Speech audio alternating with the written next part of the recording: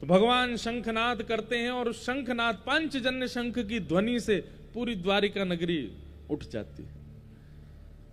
भगवान की फिर दिनचर्या बताई, गौशाला जाते हैं, गौ सेवा करते हैं, लौट करके आके फिर बाल भोग पाते हैं, फिर अपनी स्वधर्मा सभा को संबोधित करते हैं, फिर राजभोग ठाकुर जी पा करके थोड़ी देर द्वारिका भ्रमण पर निकलते हैं। द्वारिका भ्रमण के बाद फिर शाम को आगंतुक लोगों से मिलते हैं, रात्रि का समय अपने परिवार को देते हैं और रात्रि का प्रसाद सब परिवार जनों के साथ पा करके ठाकुर जी विश्राम में जाते हैं। ये नित्य की दिनचर्या है ठाकुर जी की। ठाकुर जी की दिनचर्या का वर्णन किया गया। आगे राजसूय यज्ञ की कथा सुनाई गई, जहां पांडवों ने राजसूय यज्ञ किया, ठाकुर जी को निमंत्रित किया। भगवान राजसूय यज्ञ में जा ही रहे थे, तभी जरासंध के यहाँ 20,000 राजकुमार बंदी हैं, उसकी खबर भगवान को पड़ी। तो ठाकुर जी भीम और अर्जुन को संग लेकर के जरासंध के यहाँ गए और जरासंध के साथ में भीम का युद्ध करवाया। ये वही जरासंध है जिसने 17 बार चढ़ाई की थी मथुरा पर, और भगवान 18वीं बार रण छोड़ करके भाग गए। ठाकुर जी ने जरासंध को क्यों नहीं मारा? क्योंकि जरासंध की मृत्यु किसी कारण से भीम के हाथों ही निश्चित थी, इसलिए ठाकुर जी ने उसको नहीं मारा। कई कारण आते हैं। दूसरा कारण कि भगवान पृथ्वी का भार हल्का करने आए थे, और जरासंध जितनी बार युद्ध करने के लिए मथुरा आया उतनी बार पृथ्वी के चुन चुन करके राक्षसों को लेकर के आया।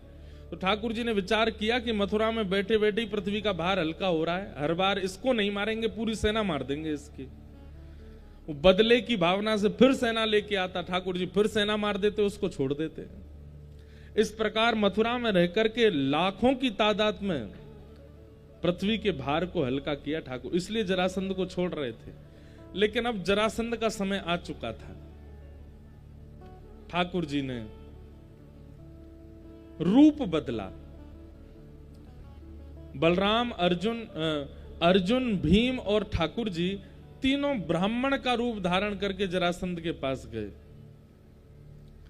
जरासंध का नियम बन चुका है, जिस दिन से ठाकुर जी रण छोड़ के भागे उस दिन से ब्राह्मणों को मुंह मांगा दान देता है। जो मांग ले ब्राह्मण वो देता है। आज ब्राह्मणों की कतार में श्री कृष्ण, अर्जुन और भीम तीनों लगे थे। जैसे ही भगवान सामने आए ब्राह्मण का रूप धारण करके, जरासंध ने कहा, मांगिए विप्रवर, क्या चाहिए आपको, मैं दान दूंगा आपको।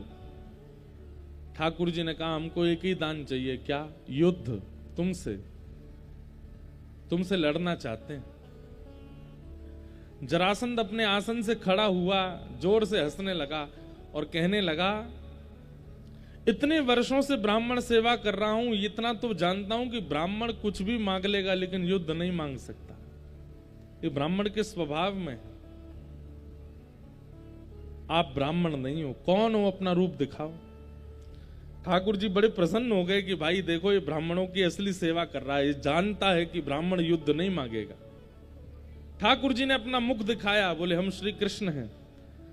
जरासंध बोला, अच्छा, रण छोड़ के भाग गया था मेरे सामने से, अब युद्ध करने आया मुझसे? लेकिन मेरा स्वभाव है, भगोड़ों से युद्ध नहीं करता, चल हट जा। ठाकुर जी से ऐसे बोला। हाँ भाई, तुम दिखाओ, तुम कौन हो? अर्जुन ने अपना मुख दिखाया। जरासंध बोला, तुम अर्जुन हो? बोले, हाँ। बालकों से युद्ध नहीं करता, चलो जाओ। ये रण छोड़ के भागे इसलिए इनसे युद्ध नहीं, तुम बालक हो इसलिए तुमसे युद्ध नहीं। तीसरे, हाँ तुम आओ।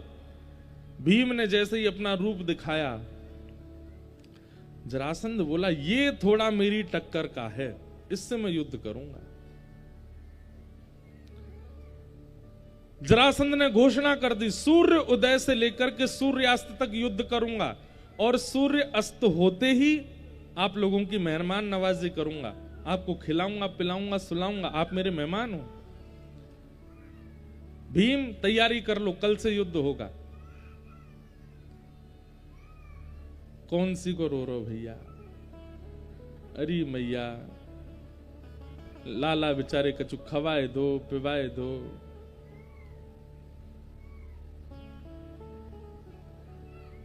वाह, ये भी एक संगीतकार हैं हमारे। जैसे सब स्वर देते हैं, ये भी स्वर दे रहे हैं, अलाप दे रहे हैं बीच में, राग काल भैरव। देखो सो के उठे होंगे, अभी हो गए शांत। ले जाऊं मैया ने, एक बार घुमा लाओ इनको, फिर आ जाना।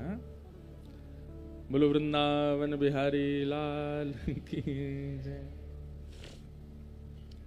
क्या निवेदन कर रहे थे हम? बड़ी बढ़िया कुछ बात चल रही थी। हाँ, तो भीम को जरासंध ने कह दिया सूर्योदय के बाद आपसे युद्ध करूंगा, और सूर्यास्त तक युद्ध चलेगा, सूर्यास्त के बाद युद्ध नहीं करूंगा, फिर आपकी मेहमान नवाजी करूंगा। लेकिन जरासंध सामान्य नहीं था, 10,000 हाथियों का बल था उसके पास, और भीम भी सामान्य नहीं है, लेकिन हां जरासंध जितना बल नहीं था।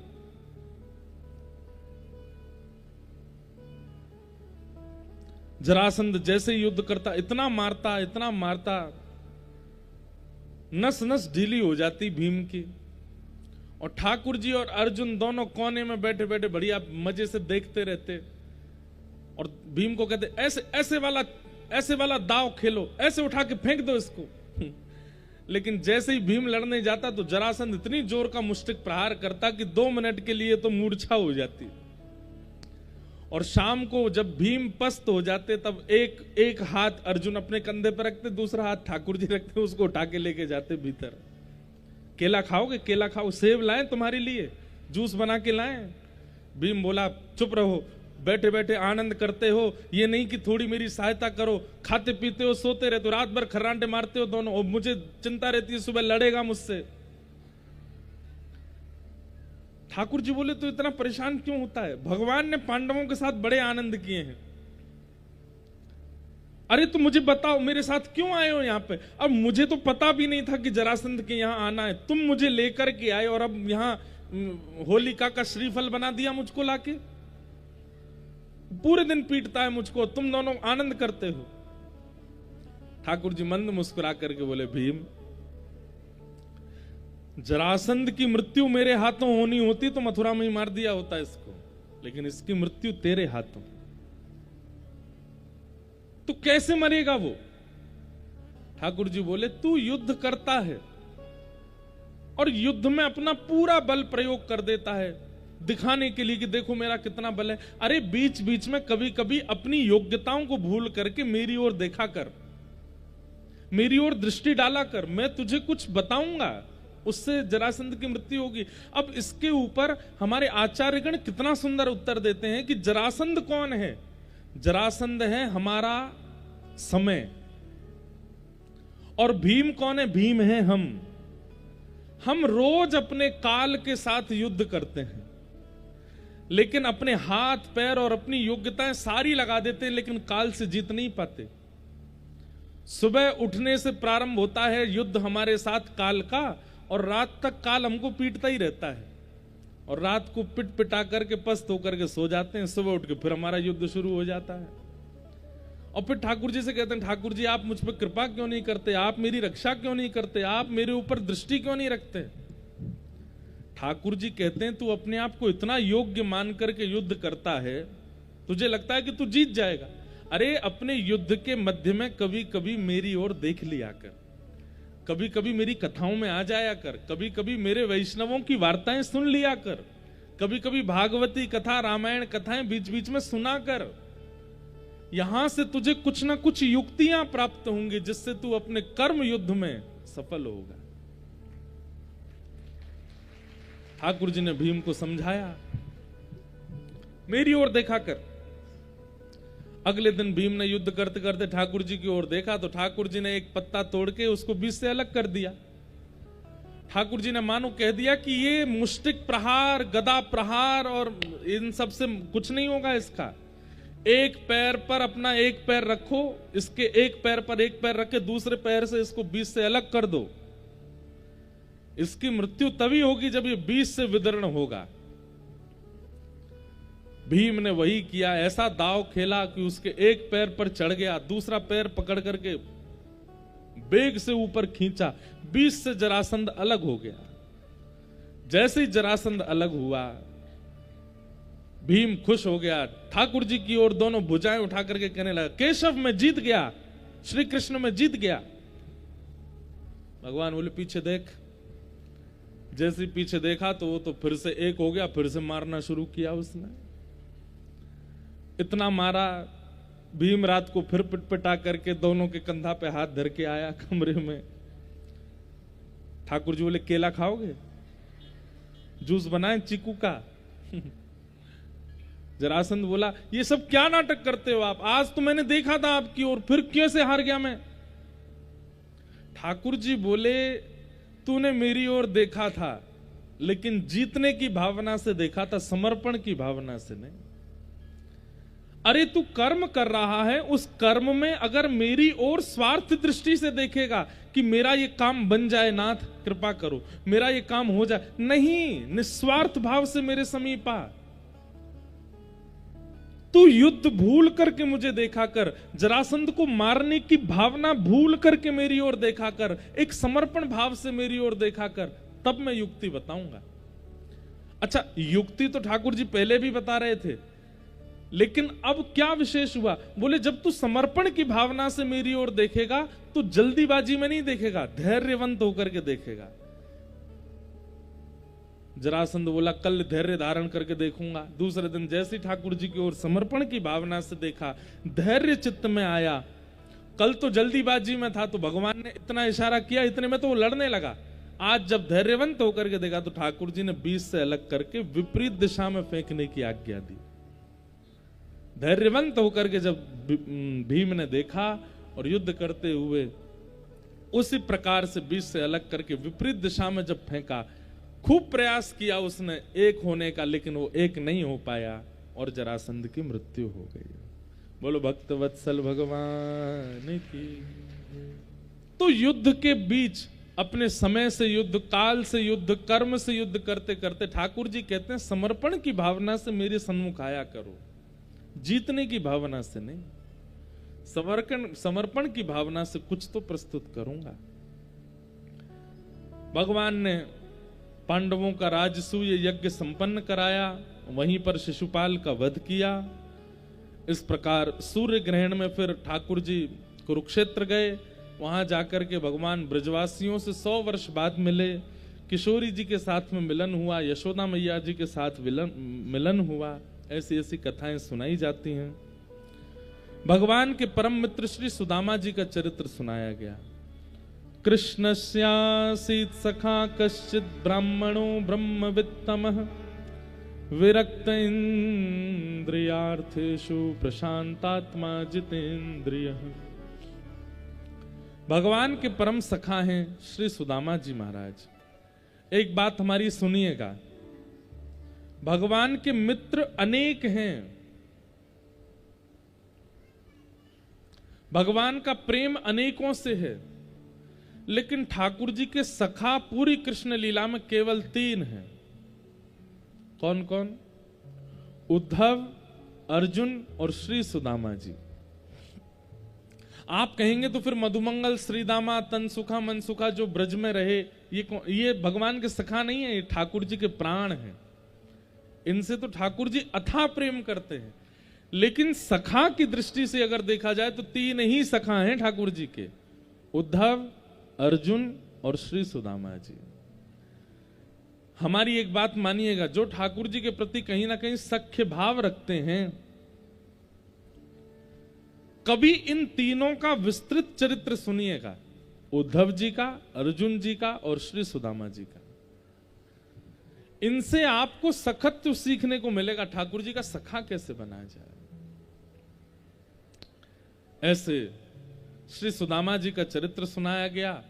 अत्यंत दीन दैन्यता से युक्त श्री सुदामा जी महाराज, घर में खाने को अन्न नहीं है, पहनने को वस्त्र नहीं है, रहने को सुंदर घर भी नहीं है, लेकिन फिर भी केवल निर्वहन कर रहे हैं अपने जीवन का। ठाकुर जी जो प्रदान कर दें उसको प्रसाद मान करके स्वीकार कर रहे हैं। एक बात कहें बंधु, जो इस प्रकार का जीवन जीता है कि जो जीवन में प्राप्त हो जाए सब भगवत प्रसाद है, चाहे वो अनुकूल है चाहे वो प्रतिकूल है, ऐसा व्यक्ति अपने जीवन में सफल होता है। ठाकुर जी कुछ दिन पीड़ा देकर के देखते हैं, लेकिन जब पीड़ा को भी व्यक्ति सह लेता है ना, तब ठाकुर जी जीवन में आनंद जरूर देते हैं। इसलिए इस कथा से केवल इतना तो जरूर सीखिएगा कि जो भी जीवन में प्राप्त है वो पर्याप्त है, और जो भी जीवन में आ रहा है सब भगवत प्रसाद है, मैं सबको स्वीकार करूं। प्रसाद को माथे से लगा करके पाया जाता है। अगर ठाकुर जी अनुकूल समय दे रहे हैं, भगवान की कृपा, लेकिन कभी कभी यदि प्रतिकूल दे रहे हैं तो उसको भी कृपा मान करके सही है, उस पर ज्यादा विचलित मत होइए। और एक बात बताएं, जल में यदि डूबना ना हो तो हमारी एक बात सुनिएगा, वैसे तो देखिए डूबता वही है जिसको तैरना आता है। आप कहोगे उल्टी बात कर रहे हो महाराज जी। हमारे पूज्य पिताजी महाराज कहते हैं कि गहरे जल में ना तैरने वाला व्यक्ति जाएगा ही नहीं, इसलिए वो डूबेगा ही नहीं। गहरे जल में जाता ही वो है जिसको तैरना आता है, और फिर वो डूब जाता है। लेकिन जल में यदि डूबने से बचना हो तो हमारी एक बात सुनिएगा। पहली बात, हाथ पैरों को ढीला छोड़ दीजिएगा, और दूसरी बात, मुख को बंद रखिएगा। ऊपर की तरफ मुख करके और लेट जाओ, जैसे बिस्तर पर लेट। एक बार को ऐसा लगेगा कि आप डूब रहे हो, लेकिन फिर डूबोगे नहीं, अपने आप ऐसे तैरने लग जाओगे। ठीक वैसे ही जीवन रूपी इस भवसागर में यदि कभी लग रहा हो कि हम डूब रहे हैं, तो पहला तो हाथ पैर मत मारो, सीधे हो जाओ, सरल हो जाओ, सहज हो, ज्यादा हाथ पैर मारने की आवश्यकता नहीं। और दूसरा, मुख को बंद कर लो, मौन हो जाओ। आप इस संसार रूपी सागर में भी अगर डूब रहे होंगे तो वहां भी बच जाओगे। अब जैसे कोई काम नहीं बन रहा किसी का, या कोई विपत्ति आ गई, मंत्री जी को फोन करो, विधायक जी को फोन करो, इनको फोन करो, इनको फोन करो, तुम भी हमारे संपर्क, तुम कुछ करवाओ, तो इतना हाथ पैर मारते हैं लोग, इतना बोलते हैं, इतना सब कुछ प्रयास करते हैं, डूबना पड़ता है। फिर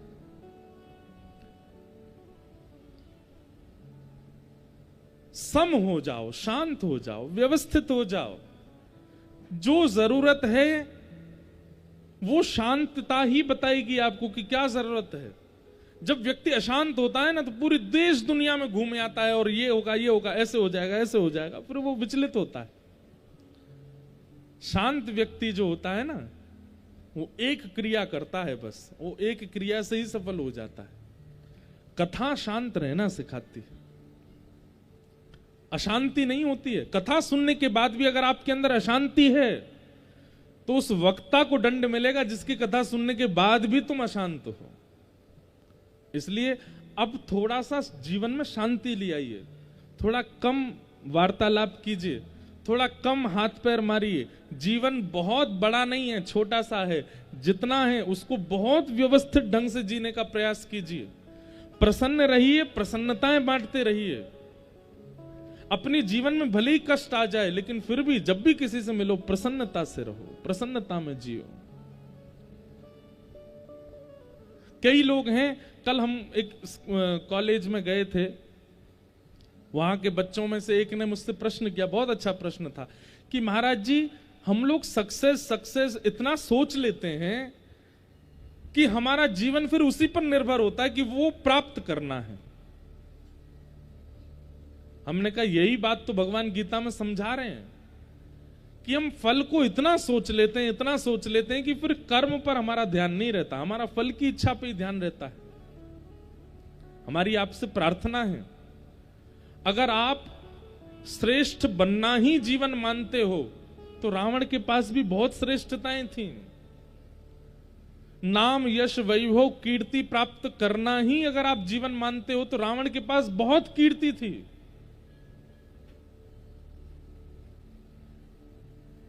जीवन रावण जैसा नहीं, राम जैसा हो। वनवास भी मिले तो भी भगवान मान करके पूजे जाओ, वनवास भी मिले तो भी आपके आगे हाथ जोड़े जाएं, वनवास भी मिले तो आपके वनवास मतलब कष्ट।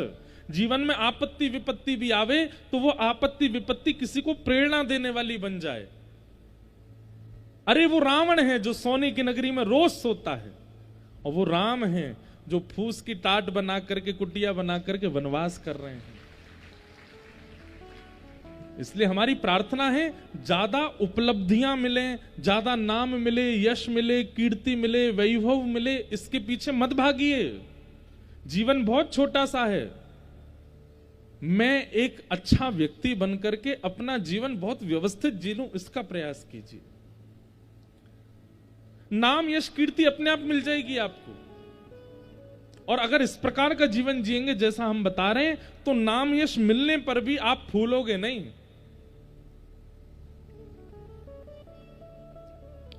हम उस समय में भी कथा कर चुके हैं जब कथा में 7 दिन निकल गए और 5 से ज्यादा लोग ही नहीं आए।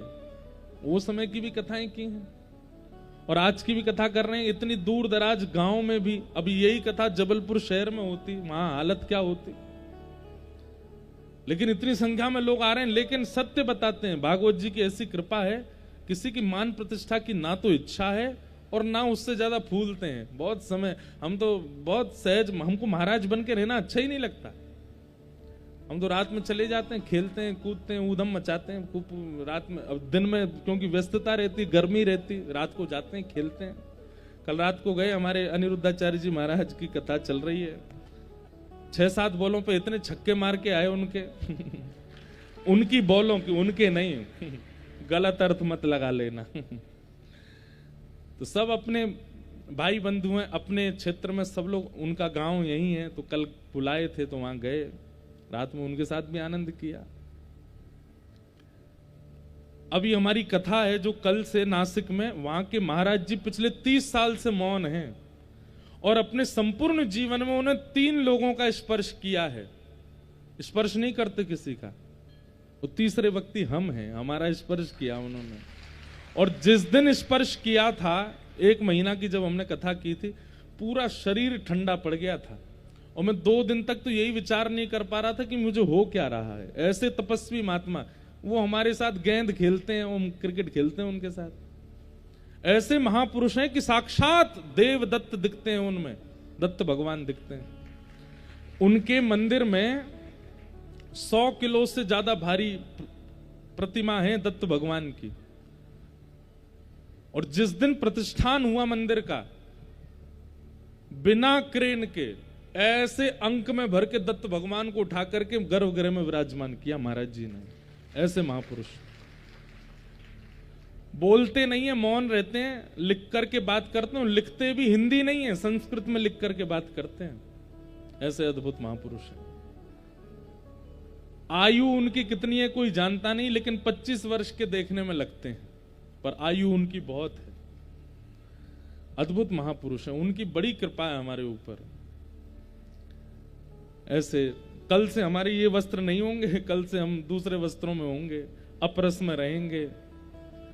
अनुष्ठानिक विधि से वहां कथा होती है और फिर रात में खूब कीर्तन होता है, अभंग होते हैं, नृत्य होता है, खेल होते हैं, कूद होते हैं, उत्सव होते हैं, बहुत आनंद आता है।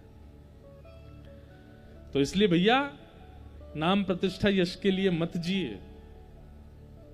एक मैं व्यक्ति बन सकूं अच्छा, और अपने जीवन के उद्देश्य से, अपने कर्म से, अपने वचन से कुछ लोगों को सुधार सकूं, ऐसी भावना रखो और अपना जीवन जीजिए। सुदामा जी महाराज का पावन चरित्र सुनाया गया और इस प्रकार से अब हमको थोड़ी शीघ्रता करनी है क्योंकि समय हो गया है, हमारी फ्लाइट भी है। इस प्रकार संपूर्ण भगवान के भक्तों के चरित्र सुनाए गए। ठाकुर जी ने अपने बालकों को समझाया कि कभी संतों का अपमान मत करना, लेकिन फिर भी ठाकुर जी के बालकों ने भगवान की नहीं सुनी, महापुरुषों का अपमान कर दिया। संतों ने श्राप दे दिया कि जिस शाम को तुम साड़ी पहना करके लाए हो, इसी के गर्भ से लोहपिंड जन्मेगा और पूरा यदुवंश का नाश होगा। लोहपिंड घिस करके समुद्र में फेंक दिया। एरका नाम की घास विषैली बन गया। किसी बात पर विवाद हुआ, लड़ते लड़ते समुद्र किनारे पहुंचे और समस्त यदुवंशियों ने एक दूसरे का वध कर दिया।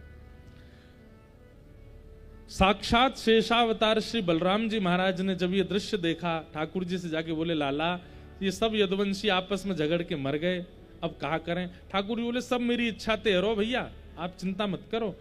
अगर मैं पृथ्वी का भार हल्का करने आया था तो मैंने भार तो हल्का किया, लेकिन यदुवंशी जो है ना, ये मेरे समान बल प्राप्त करके पृथ्वी पर भार बन जाते, इसलिए इनका अंत निश्चित है। आप बिल्कुल चिंता मत करो, आप अपनी लीला पूरी करके प्रस्थान करो। श्री बलराम जी महाराज शेषनाग का रूप धारण करके क्षीर सागर में प्रवेश कर गए। बोल बलराम जी महाराज की। ठाकुर जी प्रभाषित क्षेत्र में गए, वहां पर एक बेलिया ने पैर में बाण मार दिया। ठाकुर जी ने उस बेलिया से कहा कि विमान हमारे लिए आया वैकुंठ से, तुम इसमें बैठ करके वैकुंठ चले जाओ, हमारे कुछ कार्य शेष रह गए, हम पूरा करके आते हैं। भगवत इच्छा से ये सब क्रिया हुई। उद्धव जी महाराज को ठाकुर जी ने ज्ञान उपदेश किया, मैत्रेय मुनि को ज्ञान उपदेश किया। अर्जुन को ठाकुर जी ने कहा कि मेरी पत्नियों को लेकर के, अष्टपत्नियों को लेकर तुम वृंदावन चले जाओ, क्योंकि मेरे जाते ही द्वारिका डूब जाएगी। अर्जुन को तनिक अभिमान था गांडीव धनुष का। ठाकुर जी बोले जाते जाते ये और नष्ट कर जाएं। गांडीव धनुष हाथ में लेकर के भगवान की अष्टपत्नियों को लेकर के अर्जुन वृंदावन जा रहे थे। बहुत पीड़ा में थे कि ठाकुर जी लीला पूरी कर रहे हैं, लेकिन अपने गांडीव धनुष को आगे लेकर के जैसे ही चल रहे थे, भगवान एक अपहरणकर्ता का रूप धारण करके आए और अष्टपत्नियों को अर्जुन से अपहरण करके ले गए। अर्जुन कुछ नहीं कर पाया। जाते जाते भगवान ने अर्जुन को बता दिया, तेरे गांडीव धनुष में भी ताकत तब है जब कृष्ण साथ खड़े हों, नहीं तो ये भी किसी कार्य का नहीं है। अर्जुन का जो तनिक अभिमान था वो भी चूर चूर हो गया। जाते जाते भगवान ने ये सब लीलाएं की। उद्धव ने भगवान से प्रार्थना की, हे नाथ, कभी आपका अनुभव करना हो कलयुग के जीवों को तो वो क्या करें। ठाकुर जी बोले, उद्धव, मेरा शरीर एक दिव्य ज्योति बनकर के जहां विराजमान हो उसी को ही मेरा स्वरूप माना जाए। तिरोधाय प्रविष्टोयम श्रीमद् भागवतार्णवम। ठाकुर जी एक ज्योति रूप में परिवर्तित होकर 7 बार आकाश में भ्रमण करके जो चतुश्लोकी भागवत भगवान ने अपने मुख से प्रकट की, उसी में ठाकुर जी जाकर के विराजमान हो गए। वही भागवत जी 18,000 श्लोकों में युक्त करके श्री वेदव्यास जी ने हमको प्रदान की। कलयुग में यदि साक्षात श्री कृष्ण कहीं विराज रहे हैं तो वो श्रीमद् भागवत में विराज रहे हैं, इन्हीं के आश्रय में विराज रहे हैं। ऐसे भागवत भगवान की जय। श्री कृष्ण कन्हैया लाल की। ठाकुर जी भागवत जी में विराजमान हो गए। इस प्रकार द्वारिका का लय हुआ।